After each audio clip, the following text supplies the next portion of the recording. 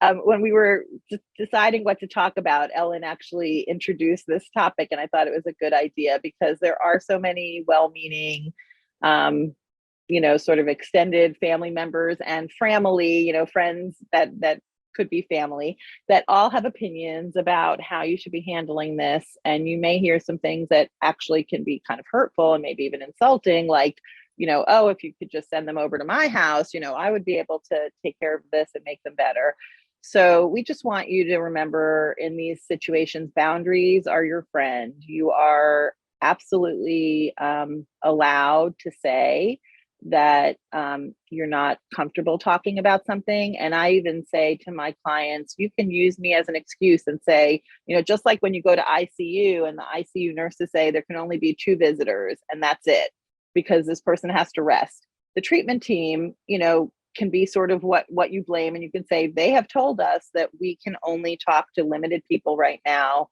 We have to just kind of focus on our little nuclear family and wait until we're at a different level to be able to bring more people in.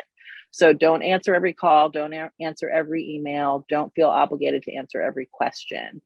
And educate family members by sharing resources in all the ways that we've said. You guys are all in this conference sharing books. You have the feast.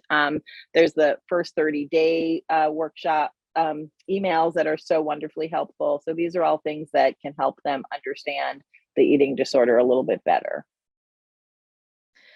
So a couple things that happened that came from my own experience here are, sometimes you'll have, and I saw a couple questions related to this in some of the chat, family gatherings. A lot of times family gatherings are, unfortunately for those of us in the eating disorder space, centered around food. You may have problematic relatives who you're concerned will make comments that could be triggering for your child. They could be anything from, oh, you look so healthy now, which is a complete no-no when you're talking to someone with an eating disorder, to, why don't you just eat? Or, if you'll eat this, I'll buy you a bike. I've literally heard of instances like that. They're not very helpful. So some things you might consider to do is, depending on where your child is in the recovery process early on in particular, you may just want to avoid these. And you may end up needing to avoid these relatives in general for a certain amount of time if they can't kind of manage their triggering conversations. The other thing you can do, and I did this myself before Thanksgiving dinner, is I actually wrote a letter to everybody in my family who was going to be there and said, hey, this is a little bit of information on what my daughter's been going through. Here are the things that would be helpful for you to say. Here are the things that would be not so helpful for you to say. There's some resources that you can look at to kind of determine what those might be. That can be a good idea to sort of set the stage. The other comment I'll make is, don't expect everybody in the family to be able to follow these directions. So if you're very concerned, and if your child is, again, like I said, early on in recovery, you may just need to avoid these particular relatives for the moment, and maybe even for a longer term.